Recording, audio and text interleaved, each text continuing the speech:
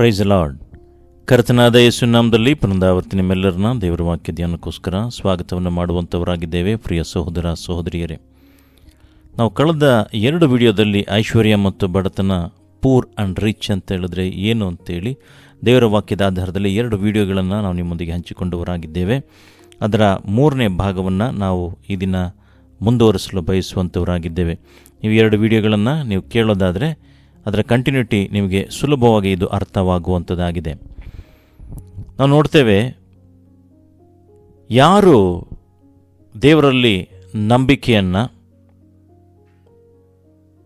ಮತ್ತು ಆತನನ್ನು ಪ್ರೀತಿಸುವಂಥವರಾಗಿರ್ತಾರೋ ಮತ್ತು ಇತರರನ್ನು ನಿಜವಾಗಿ ಪ್ರೀತಿಸ್ತಾರೋ ಅದು ನಿಜವಾದ ಐಶ್ವರ್ಯವು ಅಲ್ಲಿ ಕಂಡುಬರುವಂಥದ್ದಾಗಿದೆ. ಹಲ್ಲೆಲೂಯಾ. ಸೊ ಯಾರು ತಮ್ಮನ್ನು ನಿರಾಕರಿಸಿಕೊಂಡು ಯೇಸುವನ್ನು ಹಿಂಬಾಲಿಸುವುದರಲ್ಲಿ ಈ ಐಶ್ವರ್ಯ ಅನ್ನೋದು ಕಂಡುಬರುವಂಥದ್ದಾಗಿದೆ. ನೋಡ್ರಿ, 1 Corinthians chapter 13 verse 4-7 ನೋಡಬೇಕಾದ್ರೆ 1 ಕೊರಿಂಥ 13ನೇ ಅಧ್ಯಾಯ 1 ಕೊರಿಂಥ 13ನೇ ಅಧ್ಯಾಯ 4ರಿಂದ 7ನೇ ವಾಕ್ಯವನ್ನು ನೋಡಬೇಕಾದ್ರೆ ದೇವರ ವಾಕ್ಯದಲ್ಲಿ ಬರೆದಿದೆ,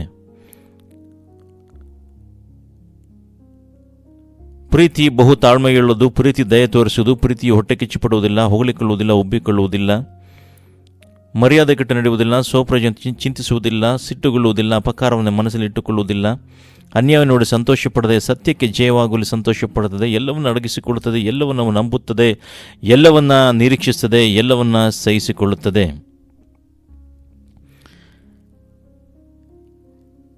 ಸೊ ಯೇಸುವನ್ನು ಹಿಂಬಾಲಿಸುವಂಥದ್ರಲ್ಲಿ ಈ ಪ್ರೀತಿ ಯಾವ ರೀತಿಯಾಗಿರುತ್ತೆ ಅಂತೇಳಿ ದೇವರ ವಾಕ್ಯದಲ್ಲಿ ಬರೆದಿರೋದನ್ನು ನಾವು ನೋಡ್ತೇವೆ.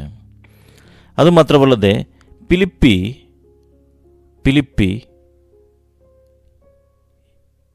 2ನೇ ಅಧ್ಯಾಯ 3 ಮತ್ತು 3ರಿಂದ 5ನೇ ವಾಕ್ಯವನ್ನು ನೋಡಬೇಕಾದ್ರೆ ದೇವರ ವಾಕ್ಯದಲ್ಲಿ ಬರೆದಿದೆ, ಪಕ್ಷಪಾತದಿಂದಾಗಲಿ ಒಣ ಹೆಮ್ಮೆಯಿಂದಾಗಲಿ ಯಾವುದನ್ನು ಮಾಡದೆ ಪ್ರತಿಯೊಬ್ಬನು ದೀನಭಾವದಿಂದ ಮತ್ತೊಬ್ಬರನ್ನು ತನಗಿಂತಲೂ ಶ್ರೇಷ್ಠರಿಂದ ಎಣಿಸಲಿ. ನಿಮ್ಮಲ್ಲಿ ಪ್ರತಿಯೊಬ್ಬನು ಸ್ವಹಿತವನ್ನು ಮಾತ್ರ ನೋಡದೆ ಪರಹಿತವನ್ನು ಸಹ ನೋಡಲಿ. ಕ್ರಿಸ್ತ ಯೇಸುವಿನಲ್ಲಿದ್ದಂಥ ಮನಸ್ಸು ನಿಮ್ಮಲ್ಲಿ ಇರಲಿ. ಆತನು ದೇವ ಸ್ವರೂಪನಾಗಿದ್ದರೂ ದೇವರಿಗೆ ಸಮಾನನಾಗಿರುವುದೆಂಬ ಅಮೂಲ್ಯ ಪದವಿಯನ್ನು ಬಿಡಲು ಎಂದೆಣಿಸದೆ ತನ್ನನ್ನು ಬರಿದು ಮಾಡಿಕೊಂಡು ದಾಸನ ರೂಪವನ್ನು ಧರಿಸಿಕೊಂಡು ಮನುಷ್ಯರಿಗೆ ಸದೃಶ್ಯನಾದನು ಅಂತೇಳಿ ದೇವರ ವಾಕ್ಯದಲ್ಲಿ ಬರೆದಿರೋದನ್ನು ನೋಡ್ತೇವೆ.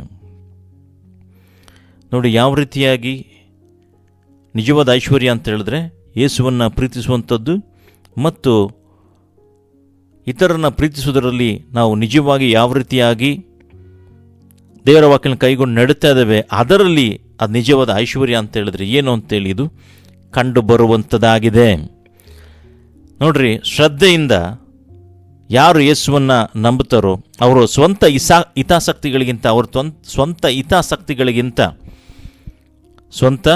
ಹಿತಾಸಕ್ತಿಗಳಿಗಿಂತ ಹೆಚ್ಚಾಗಿ ದೇವರ ಉದ್ದೇಶಗಳನ್ನು ಮತ್ತು ಇತರರ ಅಗತ್ಯತೆಗಳನ್ನು ಅವರು ಕುರಿತು ಆಸಕ್ತಿಯನ್ನು ಹೊಂದಿರುವಂಥವರಾಗಿದ್ದಾರೆ.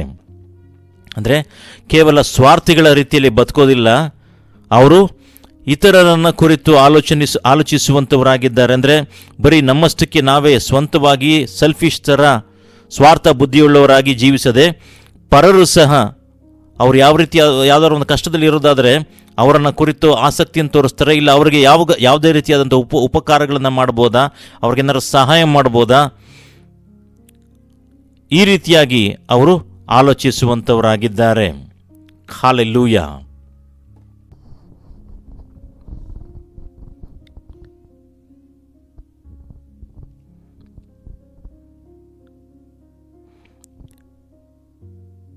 ಯಾರು ದೇವರು ತಮ್ಮ ಎಲ್ಲ ಅವಶ್ಯಕತೆಗಳನ್ನು ಪೂರೈಸ್ತಾನೆ ಅಂತೇಳಿ ನಂಬಿರ್ತಾರೆ ಮತ್ತು ದೇವರು ನನ್ನನ್ನು ಎಂದಿಗೂ ಕೈ ಬಿಡೋದಿಲ್ಲ ಅಂತ ತಿಳಿದುಕೊಂಡು ಈ ಪ್ರಪಂಚದ ವ್ಯಾಮೋಹದಿಂದ ಪ್ರಪಂಚದಲ್ಲಿರುವಂಥ ಏನಿದೆ ವಸ್ತುಗಳ ವ್ಯಾಮೋಹದಿಂದ ಯಾರು ಬಿಡುಗಡೆ ಹೊಂದಿರ್ತಾರೋ ಅವರೇ ನಿಜವಾದ ಐಶ್ವರ್ಯವಂತರು ಅಂತೇಳಿ ದೇವರ ವಾಕ್ಯದಲ್ಲಿ ಬರೆದಿರುವಂಥದ್ದಾಗಿದೆ. ಎಲ್ಲಿ ಅಂತ ನೋಡಬೇಕಾದ್ರೆ ನೋಡ್ರಿ, 2 Corinthians chapter 9 verse 8 ನೋಡಬೇಕಾದ್ರೆ, 2 ಕೊರಿಂಥ 9ನೇ ಅಧ್ಯಾಯ 8ನೇ ವಾಕ್ಯ ನೋಡಬೇಕಾದ್ರೆ ದೇವರ ವಾಕ್ಯದಲ್ಲಿ ಬರೆದಿದೆ. 2 Corinthians ಚಾಪ್ಟರ್ 9 ವರ್ಸ್ 8. ದೇವರು ಸಕಲ ವಿಧವಾದ ದಾನಗಳನ್ನು ನಿಮಗೆ ಧಾರಾಳವಾಗಿ ಅನುಗ್ರಹಿಸುವುದಕ್ಕೆ ಶಕ್ತನಾದ್ದರಿಂದ ನೀವು ಯಾವಾಗಲೂ ಎಲ್ಲ ವಿಷಯಗಳಲ್ಲಿ ಪರಿಪೂರ್ಣತೆಯುಳ್ಳವರಾಗಿ ಸಕಲ ಸತ್ಕಾರ್ಯಗಳನ್ನು ಹೇರಳವಾಗಿ ಮಾಡುವವರಾಗಿರಬೇಕು. ಉಪಕಾರಿಯ ವಿಷಯದಲ್ಲಿ ಅವನು ಬಡವರಿಗೆ ಧಾರಾಳವಾಗಿ ಕೊಟ್ಟನು, ಅವನ ನೀತಿಯ ಫಲವು ಸದಾಕಾಲ ಇರುವುದು ಎಂದು ಶಾಸ್ತ್ರದಲ್ಲಿ ಬರೆದದೆಯಲ್ಲ ಅಂತೇಳಿ ದೇವವಾಕ್ಯದಲ್ಲಿ ಬರೆದಿರೋದನ್ನು ನೋಡ್ತೇವೆ. ಹಾಲೆಲೂಯ. ಅದು ಮಾತ್ರವಲ್ಲ, ನೋಡ್ರಿ, ಫಿಲಿಪಿ ಚಾಪ್ಟರ್ 4 ವರ್ಸ್ 19 ನೋಡಬೇಕಾದ್ರೆ, ಫಿಲಿಪಿಯರು ಬರೆದ ಪತ್ರಿಕೆ 4ನೇ ಅಧ್ಯಾಯ 19ನೇ ವಾಕ್ಯ ನೋಡಬೇಕಾದ್ರೆ ದೇವವಾಕ್ಯದಲ್ಲಿ ಬರೆದಿದೆ, ನನ್ನ ದೇವರು ಕ್ರಿಸ್ತ ಯೇಸುವಿನ ಮೂಲಕ ತನ್ನ ಪ್ರಭಾವದ ಐಶ್ವರ್ಯಕ್ಕೆ ತಕ್ಕ ಹಾಗೆ ನಿಮ್ಮ ಪ್ರತಿಯೊಂದು ಕೊರತೆಯನ್ನು ನೀಗಿಸುವನು. ಹಾಲೆಲೂಯ. ಅಂದರೆ ನಿಮ್ಮ ಕೊರತೆ ಏನಿದೆ ಅದನ್ನು ದೇವರು ನೀಗಿಸ್ತಾರೆ ಅಂತೇಳಿ ಇದು ದೇವರ ವಾಗ್ದಾನ ಆಗಿರುವಂಥದ್ದಾಗಿದೆ. ನೋಡ್ರಿ, ಅದು ಮಾತ್ರವಲ್ಲ, ಇಬ್ರಿಯದವರು ಬರೆದ ಪತ್ರಿಕೆ book of Hebrews chapter 13 5 and 6 ನೋಡಬೇಕಾದ್ರೆ, ಇಬ್ರಿಯ 13ನೇ ಅಧ್ಯಾಯ 5 ಮತ್ತು 6ನೇ ವಾಕ್ಯವನ್ನು ನೋಡಬೇಕಾದ್ರೆ ದೇವರ ವಾಕ್ಯದಲ್ಲಿ ಬರೆದಿದೆ, ದ್ರವ್ಯಾಶೀಲದವರಾಗಿರ್ರಿ, ನಿಮಗಿರುವುಗಳಲ್ಲಿ ತೃಪ್ತರಾಗಿರ್ರಿ, ನಾನಿನ್ನು ಎಂದಿಗೂ ಕೈ ಬಿಡೋದಿಲ್ಲ, ಎಂದಿಗೂ ತೊರೆಯುವುದಿಲ್ಲವೆಂದು ದೇವರು ತಾನೇ ಹೇಳಿದ್ದಾನೆ. ಆದ್ದರಿಂದ ಕರ್ತ ನನಗೆ ಸಹಾಯಕನು, ಭಯಪಡೆನು, ಮನುಷ್ಯ ನನಗೆ ಏನು ಮಾಡನು ಅಂತೇಳಿ ನಾವು ಧೈರ್ಯವಾಗಿ ಹೇಳಬಲ್ಲೆವು. ನಿಮಗೆ ದೇವರ ವಾಕ್ಯ ತಿಳಿಸಿದ ನಿಮ್ಮ ಸಭಾನಾಯಕರನ್ನ ಜ್ಞಾಪಕ ಮಾಡಿಕೊಳ್ರಿ ಅಂತೇಳಿ ದೇವರ ವಾಕ್ಯದಲ್ಲಿ ಬರೆದಿರೋದನ್ನು ನೋಡ್ತೇವೆ. ಹಾಲೆಲೂಯ. ಹಾಗಾಗಿ ನಾವು ಚೆನ್ನಾಗಿ ಅರ್ಥ ಮಾಡ್ಕೊಳ್ಬೇಕಾಗಿದೆ, ನಿಜವಾದ ಐಶ್ವರ್ಯವಂತರು ಯಾರು, ದೇವರ ದೃಷ್ಟಿಯಲ್ಲಿ ಐಶ್ವರ್ಯ ಅಂತ ಹೇಳಿದ್ರೆ ಏನು ಅಂತೇಳಿ ದೇವರ ವಾಕ್ಯದ ಆಧಾರದಲ್ಲಿ ನಿಮಗೆ ನಾವು ಬೋಧನೆಯನ್ನು ಮಾಡ್ತಾ ಇದ್ದೇವೆ. ನೋಡ್ರಿ, ಒಬ್ಬ ದೇವರು ನಂಬಿದಂಥ ವ್ಯಕ್ತಿ, ವಿಶ್ವಾಸಿಯಾದಂಥ ವ್ಯಕ್ತಿ, ಅವನು ಈ ಭೌತಿಕ ಆಸ್ತಿಯಾಗಿರ್ಬೋದು, ಐಶ್ವರ್ಯದ ಮೇಲಾಗಲಿ ಅವನ ಮನೋಭಾವ ಮತ್ತು ಜವಾಬ್ದಾರಿ, ಅವನ ಮೆಂಟಾಲಿಟಿ ಮತ್ತು ಅವನ ರೆಸ್ಪಾನ್ಸಿಬಿಲಿಟಿ ಯಾವ ರೀತಿಯಾಗಿರಬೇಕು ಅಂತೇಳಿದ್ರೆ, ಅವನು ಯಾವಾಗಲೂ ತಗ್ಗಿದ ಮನೋಭಾವ ಉಳ್ಳವನಾಗಿರಬೇಕು, ತಗ್ಗಿದ ಮನೋಭಾವದವನಾಗಿರಬೇಕು. ಮತ್ತು ದೇವರು ನನಗೇನು ಕೊಟ್ಟಿದ್ದಾನೋ ಅದನ್ನು ನಾನು ನಂಬಿಕೆಯಿಂದ ಉಪಯೋಗ ಮಾಡಬೇಕು ಅಂತೇಳಿ ಅವನಿಗೆ ಗೊತ್ತಿರಬೇಕು. ಹಣ ಬಂದ ತಕ್ಷಣವೇ ಅವನ ಐಶ್ವರ್ಯ ದೇವರು ಕೊಡ್ತು ಅಂತ ಹೇಳಿದ್ರೆ ಅವನು ಯಾವ ರೀತಿಯೂ ಜೀವಿಸೋದಲ್ಲ, ಈ ರೀತಿಯಾಗಿ ಜೀವಿಸಬೇಕು ಅಂತೇಳಿ ದೇವರ ವಾಕ್ಯದಲ್ಲಿ ಬರೆದಿದೆ. ನೋಡ್ರಿ, ಲೂಕ 16ನೇ ಅಧ್ಯಾಯ 11ನೇ ವಾಕ್ಯ ನೋಡಬೇಕಾದ್ರೆ, ಲೂಕನು ಬರೆದ ಸುವಾರ್ತೆ 16ನೇ ಅಧ್ಯಾಯ 11ನೇ ವಾಕ್ಯವನ್ನು ನೋಡಬೇಕಾದ್ರೆ ದೇವರ ವಾಕ್ಯದಲ್ಲಿ ಬರೆದಿದೆ, ಹೀಗಿರುವುದರಿಂದ ಅನ್ಯಾಯದ ಧನದ ವಿಷಯದಲ್ಲಿ ನಂಬಿಗಸ್ತರಲ್ಲವರಾದರೆ ನಿಜವಾದ ಧನವನ್ನು ನಿಮ್ಮ ವಶಕ್ಕೆ ಯಾರು ಕೊಟ್ಟಾರು? ಮತ್ತೊಬ್ಬನ ಸೊತ್ತಿನ ವಿಷಯದಲ್ಲಿ ನೀವು ನಂಬಿಗಸ್ತರಲ್ಲದವರಾದರೆ ನಿಮ್ಮದನ್ನು ನಿಮಗೆ ಯಾರು ಕೊಟ್ಟಾರು? ನೋಡಿದ್ರಾ, ದೇವರ ವಾಕ್ಯದಲ್ಲಿ ಬರೆದಿದೆ. ನೋಡ್ರಿ, ನೀವು ಅನ್ಯಾಯವಾದ ಧನದ ವಿಷಯದಲ್ಲಿ ನಂಬಿಗಸ್ತರಲ್ಲದವರಾದರೆ ನಿಜವಾದ ಧನವನ್ನು ಅಂತ ಹೇಳಿದ್ರೆ, ನಿಜವಾಗಿರುವಂಥ ಧನವನ್ನು ಅಂದರೆ ಹಣವನ್ನು ನಿಮ್ಮ ವಶಕ್ಕೆ ಯಾರು ತಾನೇ ಕೊಡ್ತಾರೆ ಅಂತೇಳಿ. ಹಾಗಾಗಿ ನಾವು ಚೆನ್ನಾಗಿ ಅರ್ಥ ಮಾಡ್ಕೊಳ್ಬೇಕು, ದೇವರು ನಮಗೇನು ಕೊಟ್ಟಿದ್ದಾರೋ ಅದೆಲ್ಲವೂ ದೇವರದೇ ಆಗಿದೆ ಅಂತೇಳಿ ನಾವು ಚೆನ್ನಾಗಿ ಅರ್ಥ ಮಾಡ್ಕೊಳ್ಬೇಕು. ಅಂದರೆ ನನಗೇನಿದೆಯೋ ಅದೆಲ್ಲ ದೇವರದೇ. ಹಾಗಾಗಿ ಅದನ್ನು ನಾವೇನು ಮಾಡಬೇಕು ಅಂತ ಹೇಳಿದ್ರೆ, ಅದನ್ನು ವಿವೇಕದಿಂದ ಉಪಯೋಗ ಮಾಡಬೇಕು. ದೇವರು ನನಗೇನು ಕೊಟ್ಟಿದ್ದಾನೋ ಅದನ್ನು ವಿವೇಕದಿಂದ ಉಪಯೋಗ ಮಾಡಬೇಕು, ವಿವೇಕದಿಂದ ಅದನ್ನು ನಿಭಾಯಿಸಬೇಕು ಅನ್ನೋ ಮನೋಭಾವ ಇರಬೇಕು. ಸೊ ಇದನ್ನು ಈ ಮನೋಭಾವ ಯಾವಾಗ ಉಂಟಾಗುತ್ತದೆ, ಯಾವ ರೀತಿಯಾಗಿ ಗೊತ್ತಾಗುತ್ತೆ ಅಂತ ನೋಡಬೇಕಾದ್ರೆ, ನೋಡ್ರಿ, ಒಂದು ದೇವರ ವಾಕ್ಯದಲ್ಲಿ ಬರೆದಿದೆ, ಕೀರ್ತನೆಗಳ ಪುಸ್ತಕ 24ನೇ ಅಧ್ಯಾಯ 1ನೇ ವಾಕ್ಯವನ್ನು ನೋಡಬೇಕಾದ್ರೆ ದೇವರ ವಾಕ್ಯದಲ್ಲಿ ಬರೆದಿರೋದನ್ನು ನೋಡ್ತೇವೆ. ಭೂಮಿಯು ಅದರಲ್ಲಿರುವ ಸಮಸ್ತವು ಯೆಹೋವನದು ಅಂತೇಳಿ, ಲೋಕವು ಅದರ ನಿವಾಸಿಗಳು ಆತನವೇ ಅಂತೇಳಿ ದೇವರ ವಾಕ್ಯದಲ್ಲಿ ಬರೆದಿದೆ. ಅಂದರೆ ಈ ಭೂಮಿ ಅದರಲ್ಲಿರುವ ಸಮಸ್ತವು ಯೆಹೋವನದು, ಲೋಕವು ಅದರ ನಿವಾಸಿಗಳು ಆತನವೇ ಅಂತೇಳಿ ದೇವರ ವಾಕ್ಯದಲ್ಲಿ ಬರೆದಿದೆ. ಹಾಲೆಲೂಯ. ಸೊ ಹಾಗಾಗಿ ಯಾರು ದೇವರನ್ನ ನಂಬಿರ್ತಾರೋ, ಯಾರು ವಿಶ್ವಾಸಿಗಳಾಗಿರ್ತಾರೋ, ಅವರು ತಮ್ಮ ಅಂತಸ್ತು, ನನ್ನ ಸೆಕ್ಯೂರಿಟಿ ಏನಿದೆ, ಇದು ನನ್ನ ಆಸ್ತಿ ಮೇಲಾಗಲಿ, ನನ್ನ ಐಶ್ವರ್ಯದ ಮೇಲಿದೆ ಅಂತೇಳಿ ಅವನು ತಿಳ್ಕೊಳ್ಳೋದಕ್ಕೆ ಹೋಗಬಾರ್ದು. ಅದರ ಮೇಲೆ ಅವನು ಡಿಪೆಂಡ್ ಆಗಿರಬಾರ್ದು. ಅದ್ರ ಬದಲು ಅವನು ಈ ಸಂಪತ್ತನ್ನು ಯಾವ ರೀತಿಯಾಗಿ ದೇವರ ರಾಜ್ಯಕ್ಕೋಸ್ಕರ ದೇವರಿಗೋಸ್ಕರ ಯಾವ ರೀತಿಯಾಗಿ ನಾನು ಉಪಯೋಗ ಮಾಡ್ಬೋದು, ಯಾವ ರೀತಿಯಾಗಿ ಉಪಯೋಗಿಸ್ಬೋದು ಅಂತೇಳಿ ಅವನು ಅರ್ಥ ಮಾಡ್ಕೊಳ್ಬೇಕು. ಯೇಸು ಸ್ವಾಮಿ ಏನು ಮಾಡ್ತಾರೆ ಅಂತ ಹೇಳಿದ್ರೆ, ದೇವರ ಉದ್ದೇಶಕ್ಕೋಸ್ಕರ ಮತ್ತು ದೇವರ ಕಾರ್ಯ ನಡೆಸೋದಕ್ಕೋಸ್ಕರನೇ ದೇವರೇನು ಮಾಡ್ತಾರೆ ಅಂತ ಹೇಳಿದ್ರೆ ಅವಕಾಶಗಳನ್ನು ಕೊಡ್ತಾರೆ. ಸೊ ಹಾಗಾಗಿ ಅದನ್ನು ನಾವೇನು ಮಾಡಬೇಕು ಅಂತ ಹೇಳಿದ್ರೆ ಮಾಡಬೇಕು. ದೇವರ ಕಾರ್ಯಗಳಿಗೆ ನಿಮ್ಮಲ್ಲಿರುವಂಥ ಧನವನ್ನು, ನಿಮಗಿರುವಂಥ ಸಾಮರ್ಥ್ಯ ಏನಿದೆ ಅದನ್ನು ಉಪಯೋಗ ಮಾಡೋದನ್ನು ಕಲ್ತ್ಕೊಬೇಕು. ಹಲ್ಲೆಲೂಯಾ. ಸೊ ಯಾರಿಗೆ ಅವಶ್ಯಕತೆ ಇದೆ ದೇವರ ಸುವಾರ್ತೆಯನ್ನು ಹರಡಲು ಮತ್ತು ದೇವರ ರಾಜ್ಯದ ಕಾರ್ಯಗಳಲ್ಲಿ ಆತನ ಸಂಪನ್ಮೂಲವನ್ನು ಆತನು ಉಪಯೋಗವನ್ನು ಮಾಡಬೇಕು. ನೋಡಿ, ಅದನ್ನು ದೇವರ ವಾಕ್ಯ ಹೇಳುವಂಥದ್ದು ಲೂಕನ ಬರೆದ ಸುವಾರ್ತೆ 12ನೇ ಅಧ್ಯಾಯ, ಲೂಕ 12ನೇ ಅಧ್ಯಾಯ 31ರಿಂದ 48 ತನಕ ನೋಡ್ಬೇಕಾದ್ರೆ ದೇವರ ವಾಕ್ಯದಲ್ಲಿ ಬರೆದಿದೆ, ನೀವಾದರೂ ದೇವರ ರಾಜ್ಯಕ್ಕಾಗಿ ತವಕಪಡ್ರಿ, ಇದರ ಕೂಡ ಅವು ನಿಮಗೆ ದೊರಕುವು, ಚಿಕ್ಕ ಹಿಂಡೆ ಹೆದರಬೇಡ, ಆ ರಾಜ್ಯವನ್ನು ನಿಮಗೆ ದಯಪಾಲಿಸೋಕೆ ನಿಮ್ಮ ತಂದೆಯು ಸಂತೋಷವುಳ್ಳವನಾಗಿದ್ದಾನೆ. ನಿಮಗಿರುವುದನ್ನು ಮಾರಿಬಿಟ್ಟು ದಾನ ಮಾಡಿರಿ, ಹಳೆಯವಾಗದಂಥ ಹಮ್ಮಿಣಿಗಳನ್ನು ಮಾಡಿಕೊಂಡು ಪರಲೋಕದಲ್ಲಿ ಲಯವಾಗದ ದ್ರವ್ಯವನ್ನು ಇಟ್ಟುಕೊಳ್ಳ್ರಿ, ಅಲ್ಲಿ ಕಳ್ಳನ ಸಮೀಪಕ್ಕೆ ಬರೋದಿಲ್ಲ, ಅದು ನುಸಿ ಹಿಡಿದು ನಾಶವಾಗುವುದಿಲ್ಲ. ನಿಮ್ಮ ಗಂಟು ಇದ್ದಲ್ಲಿ ಮನಸ್ಸು ಇರುವುದಷ್ಟೇ. ನಿಮ್ಮ ನಡುಗಳು ಕಟ್ಟಿರಲಿ, ನಿಮ್ಮ ದೀವಟಿಗಳು ಉರಿಯುತ್ತಾ ಇರಲಿ. ನೀವಂತೂ ನಿಮ್ಮ ಯಜಮಾನನು ಬಂದು ತಟ್ಟಿದ ಕೂಡಲೇ ಕದವನ್ನು ತೆರೆಯುವುದಕ್ಕೆ ಸಿದ್ಧವಾಗಿದ್ದ ಮದುವೆ ಊಟವನ್ನು ಯಾವಾಗ ತೀರಿಸಿಕೊಂಡು ಬರುವನು ಎಂದು ಅವನನ್ನು ಎದುರು ನೋಡುತ್ತಿರುವ ಮನುಷ್ಯರಂತಿರ್ರಿ. ಯಜಮಾನ ಬಂದು ಯಾವ ಆಳುಗಳು ಎಚ್ಚರವಾಗಿದ್ದನ್ನು ಕಂಡುಕೊಳ್ಳುವನೋ ಆ ಆಳುಗಳು ಧನ್ಯರು. ಆತನೇ ನಡು ಕಟ್ಟಿಕೊಂಡು ಅವರನ್ನು ಊಟಕ್ಕೆ ಕೂಡಿರಿಸಿ ಹತ್ತಿರಕ್ಕೆ ಬಂದವರಿಗೆ ಸೇವೆ ಮಾಡುವ ನಿಮಗೆ ಸತ್ಯವಾಗಿ ಹೇಳುತ್ತೇನೆ, 2ನೇ ಜಾವದಲ್ಲಾಗಲಿ 3ನೇ ಜಾವದಲ್ಲಾಗಲಿ ಬಂದಾತನಿಗೆ ಹಾಗೆ ಕಾಣಿಸಿಕೊಂಡವರು ಧನ್ಯರು. ಕಳ್ಳನು ಬರುವ ಗಳಿಗೆಯು ಮನೆ ಯಜಮಾನನಿಗೆ ತಿಳಿದಿದ್ದರೆ ಅವನು ಎಚ್ಚರವಾಗಿದ್ದು ತನ್ನ ಮನೆಗೆ ಕನ್ನ ಗುಡಿಸುತ್ತಿರಲಿಲ್ಲವೆಂದು ತಿಳ್ಕೊಳ್ರಿ. ನೀವು ಸಹ ಸಿದ್ಧವಾಗಿರ್ರಿ, ನೆನೆಸದ ಗಳಿಗೆಯಲ್ಲಿ ಮನುಷ್ಯಕುಮಾರನು ಬರುತ್ತಾನೆ ಅಂದನು. ಆಗ ಪೇತ್ರನು, ಸ್ವಾಮಿ, ನೀನು ಈ ಸಾಮ್ಯವು ನಮಗೆ ಮಾತ್ರ ಹೇಳುತ್ತೀಯೋ ಎಲ್ಲರಿಗೂ ಹೇಳುತ್ತೀಯೋ ಎಂದು ಕೇಳಲು ಸ್ವಾಮಿ ಹೇಳಿದ್ದೇನೆಂದರೆ, ಹೊತ್ತಿಗೆ ಅಶನಕ್ಕೆ ಬೇಕಾದನ್ನು ಅಳೆದು ಕೊಡುವುದಕ್ಕಾಗಿ ಯಜಮಾನ ತನ್ನ ಮನೆಯ ಮೇಲೆ ನೇಮಿಸಿದ ನಂಬಿಗಸ್ತರು ವಿವೇಕಿಯೂ ಆಗಿರುವ ಮನೆ ವಾರ್ತೆಯವನು ಯಾರು? ಯಜಮಾನನು ಬಂದು ಯಾವ ಆಳು ಹೀಗೆ ಮಾಡುವುದನ್ನು ಕಾಣುವನೋ ಆ ಆಳು ಧನ್ಯನು. ಅಂಥವನನ್ನು ಅವನು ತನ್ನ ಎಲ್ಲ ಆಸ್ತಿಯ ಮೇಲೆ ನೇಮಿಸುವನು ಎಂದು ನಿಮಗೆ ಸತ್ಯವಾಗಿ ಹೇಳುತ್ತಾನೆ.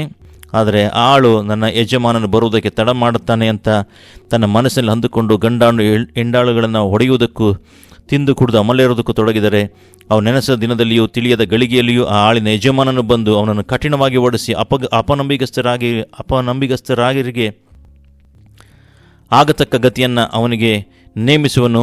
ತನ್ನ ಯಜಮಾನನ ಚಿತ್ತವನ್ನು ತಿಳಿದ ಆಳು ಸಿದ್ಧ ಮಾಡದೆ ಹೋದರೆ ಅಥವಾ ಅವನ ಚಿತ್ತಕ್ಕನುಸಾರ ನಡೆಯದಿದ್ದರೆ ಅವನು ಬಹಳ ಪೆಟ್ಟು ತಿನ್ನುವನು. ತಿಳಿಯದೆ ಪೆಟ್ಟುಗಳಿಗೆ ಯೋಗ್ಯವಾದನ್ನು ನಡೆಸಿದವನು ಸ್ವಲ್ಪ ಪೆಟ್ಟು ತಿನ್ನುವನು. ಯಾವನಿಗೆ ಬಹಳ ಕೊಟ್ಟಿದೆಯೋ ಅವನ ಕಡೆಯಿಂದ ಬಹಳವಾಗಿ ನಿರೀಕ್ಷಿಸಲ್ಪಡುವುದು. ಇದಲ್ಲದೆ ಯಾವನ ವಶಕ್ಕೆ ಬಹಳವಾಗಿ ಒಪ್ಪಿಸಿದೆಯೋ ಅವನ ಕಡೆಯಿಂದ ಇನ್ನೂ ಹೆಚ್ಚಾಗಿ ಕೇಳುವರು ಅಂತೇಳಿ ದೇವರ ವಾಕ್ಯದಲ್ಲಿ ಬರೆದಿರೋದನ್ನು ನೋಡ್ತೇವೆ. ಹಲ್ಲೆಲೂಯಾ. ಹಾಗಾಗಿ ದೇವರೇನು ನಮಗೆ ಕೊಟ್ಟಿರ್ತಾನೋ ಅದನ್ನು ನಾವು ದೇವರ ಸಂಪನ್ಮೂಲಗಳನ್ನು ನಾವು ಅದನ್ನು ಮ್ಯಾನೇಜ್ ಮಾಡುವಂಥವ್ರಾಗಿರಬೇಕು ಅಂತೇಳಿ ತಿಳ್ಕೊಳ್ಬೇಕು. ನಾವು ಅದನ್ನು ಮ್ಯಾನೇಜ್ ಮಾಡುವಂಥವ್ರು ತಿಳ್ಕೊಂಡಿರ್ಬೇಕು. ಮತ್ತು ಅವರು ಉದಾರಿಗಳಾಗಿರಬೇಕು ಅಂತ ಹೇಳಿದ್ರೆ ಕೊಡುವಂಥವ್ರಾಗಿರಬೇಕು. ಅವ್ರಿಗೇನು ದೇವ್ರು ಕೊಟ್ಟಿರ್ತಾನೋ ಅದನ್ನು ಕೊಡುವಂಥವ್ರಾಗಿರಬೇಕು. ಒಳ್ಳೆ ಕಾರ್ಯಗಳನ್ನು ಮಾಡುವಂಥ ಮನಸ್ಸುಳ್ಳವರಾಗಿರಬೇಕು. ನೋಡ್ರಿ, ಎಫೆಷಿಯನ್ಸ್ ಚಾಪ್ಟರ್ 4:8 ಬರೆದಿದೆ. ಎಫೆಸ 4ನೇ ಅಧ್ಯಾಯ 28ನೇ ವಾಕ್ಯದಲ್ಲಿ ನೋಡಬೇಕಾದ್ರೆ ದೇವ್ರ ವಾಕ್ಯದಲ್ಲಿ ಬರೆದಿದೆ. ಎಫೆಷಿಯನ್ಸ್ ಚಾಪ್ಟರ್ 4:28 ನೋಡಬೇಕಾದ್ರೆ ದೇವ್ರ ವಾಕ್ಯದಲ್ಲಿ ಬರೆದಿದೆ, ಕಳುವು ಮಾಡುವನು ಇನ್ನು ಮೇಲೆ ಕಳುವು ಮಾಡದೆ ಕೈಯಿಂದ ಯಾವುದೊಂದು ಒಳ್ಳೆ ಉದ್ಯೋಗವನ್ನು ಮಾಡಿ ದುಡಿಯಲಿ, ಆಗ ಕಷ್ಟದಲ್ಲಿರೋರಿಗೆ ಕೊಡುವುದಕ್ಕೆ ಅವನಿಂದ ಆಗುವುದು ಅಂತೇಳಿ ದೇವ್ರ ವಾಕ್ಯದಲ್ಲಿ ಬರೆದಿದೆ. 1 ತಿಮೋತಿ ಚಾಪ್ಟರ್ 6:17 ಮತ್ತು 17-19 ನೋಡಬೇಕಾದ್ರೂ ದೇವ್ರ ವಾಕ್ಯದಲ್ಲಿ ಬರೆದಿದೆ.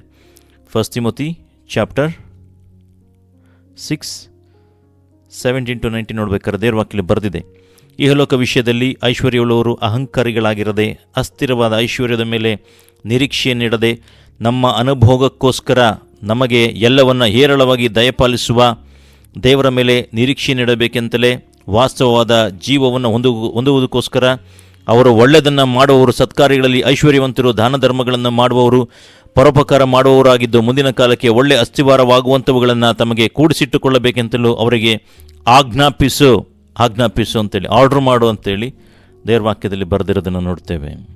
ಹಲ್ಲೆಲೂಯಾ. ಸೊ ನಮ್ಮನ್ನು ನಾವು ಕ್ವಶನ್ ಮಾಡ್ಕೊಳ್ಬೇಕು. ನಮ್ಮ ಹೃದಯದ ಇಚ್ಛೆ ಯಾವ ರೀತಿಯಾಗಿದೆ? ನಾನು ದುರಾಶೆ ಉಳ್ಳವನಾಗಿದ್ದೇನಾ? ಸ್ವಾರ್ಥಿಯಾಗಿದ್ದೇನಾ? ಕೇವಲ ಐಶ್ವರ್ಯವನ್ನು ಕುರಿತು ಆಲೋಚನೆ ಮಾಡ್ತಾ ಇದ್ದೀನಾ? ಅಥವಾ ನನ್ನ ಅಧಿಕಾರಕ್ಕೋಸ್ಕರ ತವಕ ಪಡ್ತಾ ಇದ್ದೀನ? ಅಧಿಕಾರಕ್ಕೋಸ್ಕರ ಆತುರ ಪಡುವಂಥವನಾಗಿದ್ದೇನಾ? ಯಾವ ರೀತಿಯಾದಂಥ ನಾನು ವಿಶ್ವಾಸಿಯಾಗಿದ್ದೇನೆ? ಯಾವ ರೀತಿಯಾಗಿ ನಾನು ದೇವರ ಮಗನಾಗಿದ್ದೇನೆ, ಮಗಳಾಗಿದ್ದೇನೆ ಅಂತೇಳಿ ನಾವು ಅರ್ಥ ಮಾಡ್ಕೊಳ್ಬೇಕು. ನೋಡ್ರಿ, ದೇವ್ರ ವಾಕ್ಯದಲ್ಲಿ ಬರೆದಿದೆ, ಬಡತನ ಅಂತ ಹೇಳಿದ್ರೆ ಈಗ ನಾವೇನಂತ ಹೇಳ್ತೀವಿ? ಬಡತನ ಅಂತ ಹೇಳಿದ್ರೆ ದೇವರು ಬಡವರಿಗೆ ಶುಭವರ್ತಮಾನ ಸಾರಲ್ಪಡೋದು ಅಂತ ದೇವ್ರ ವಾಕ್ಯ ಹೇಳುವಂಥದ್ದಾಗಿದೆ. ಯಾಕೆ ಅಂತ ನೋಡಬೇಕಾದ್ರೆ ದೇವರು ಯೇಸು ಸ್ವಾಮಿ ಬಡವರಿಗೆ ಒಂದು ಮುಖ್ಯವಾಗಿ ಆದ್ಯತೆಯನ್ನು ನೀಡೋದನ್ನು ನೋಡ್ತೇವೆ. ಆದ್ಯತೆ ನೀಡೋದನ್ನು ನಾವು ನೋಡ್ತೇವೆ.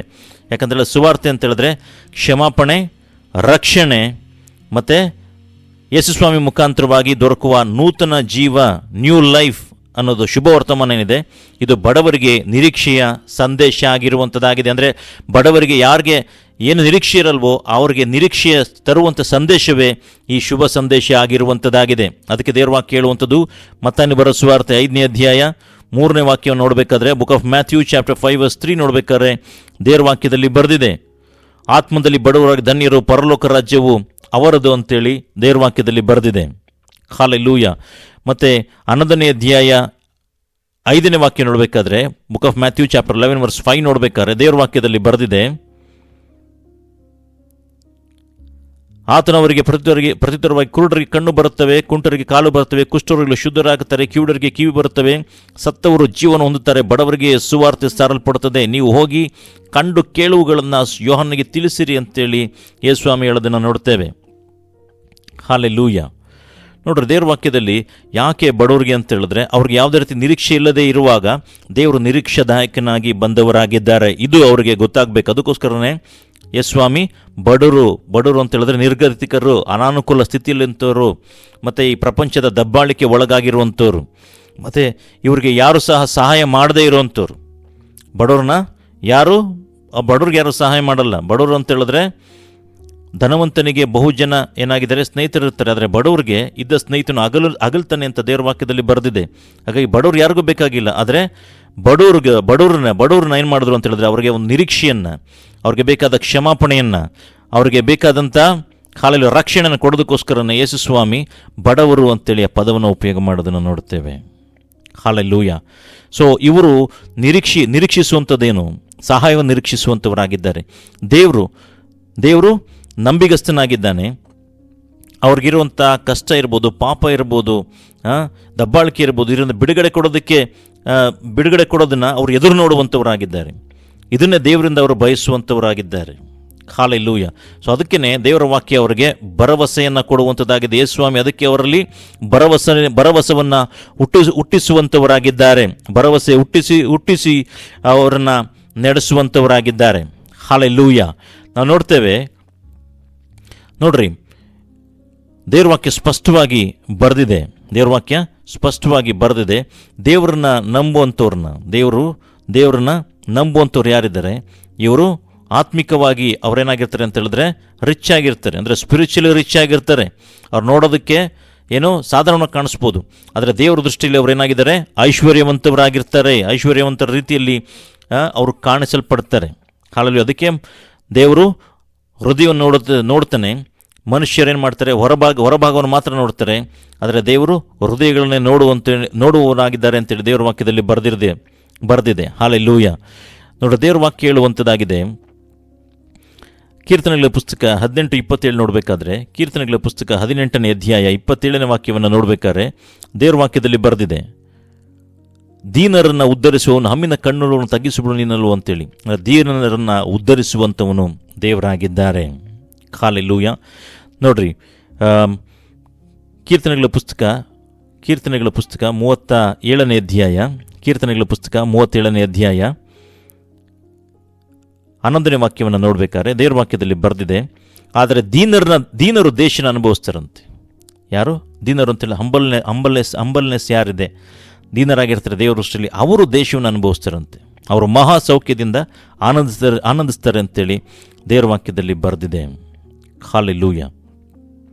ಅದು ಮಾತ್ರವಲ್ಲದೆ ನೋಡ್ರಿ, ಯೆಶಾಯನ ಗ್ರಂಥ 11ನೇ ಅಧ್ಯಾಯ 4ನೇ ವಾಕ್ಯ ನೋಡಬೇಕಾದ್ರೆ, ಯೆಶಾಯನ ಗ್ರಂಥ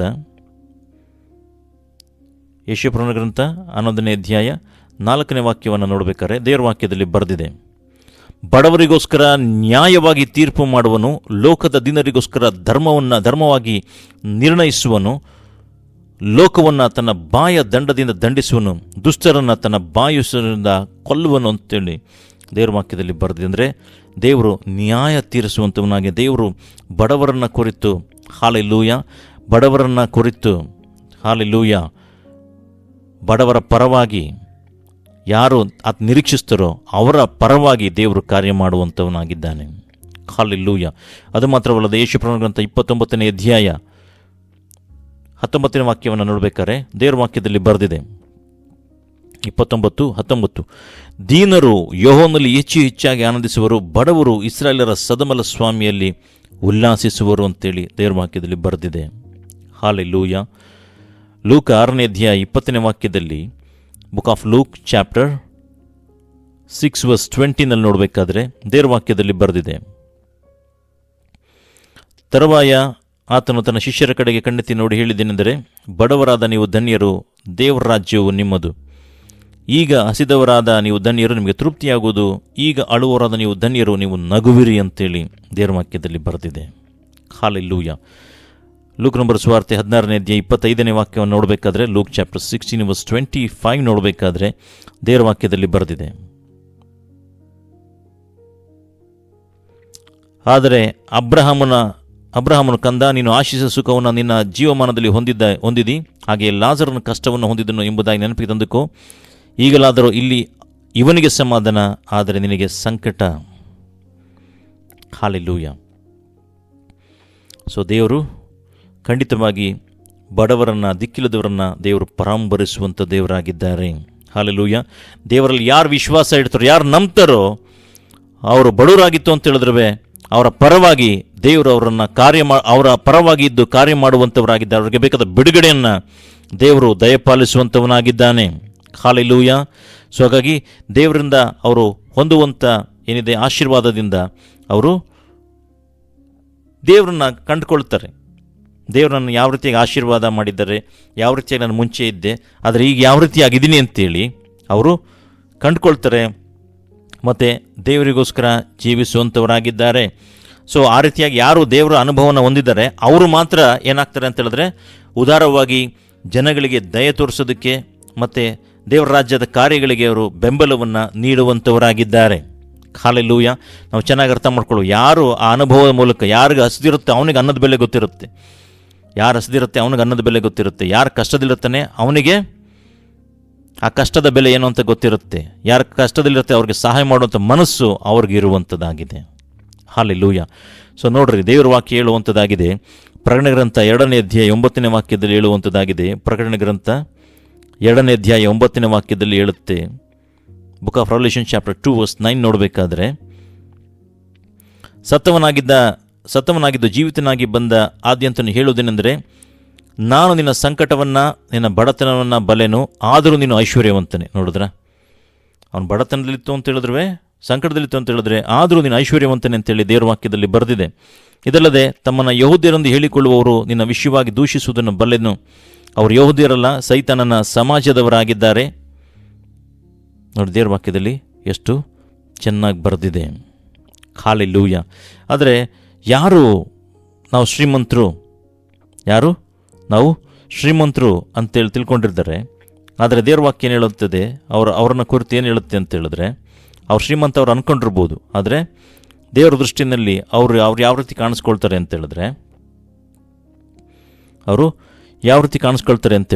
ಪ್ರಕಟಣೆ ಗ್ರಂಥ 3ನೇ ಅಧ್ಯಾಯ 17ನೇ ವಾಕ್ಯದಲ್ಲಿ, ನೀನು ನಿನ್ನ ವಿಷಯದಲ್ಲಿ ನನ್ನ ಐಶ್ವರ್ಯವಂತನು, ಸಂಪನ್ನನು, ಒಂದರಲ್ಲಿಯೂ ಕೊರತೆ ಇಲ್ಲದವನು ಎಂದು ಹೇಳಿಕೊಳ್ಳುತ್ತಿ, ಆದರೆ ನೀನು ಕೇವಲ ದುರ್ವಸ್ಥೆಯಲ್ಲಿ ಬಿದ್ದಿರುವಂಥವನು, ದೌರ್ಭಾಗ್ಯನು, ದರಿದ್ರನು, ಕುರುಡನು, ಬಟ್ಟೆ ಇಲ್ಲದವನು ಆಗಿರೋದನ್ನು ತಿಳಿಯದೇ ಇದ್ದಿ.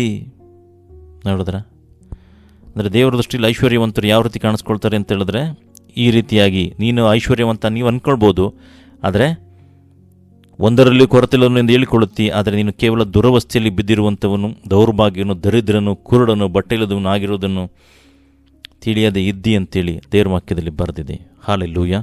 ಹಾಗಾಗಿ ಪ್ರಿಯ ಸಹೋದರ ಸಹೋದರಿಯರೇ, ನಾವು ಚೆನ್ನಾಗಿ ಅರ್ಥ ಮಾಡ್ಕೊಳ್ಬೇಕಾಗಿದೆ.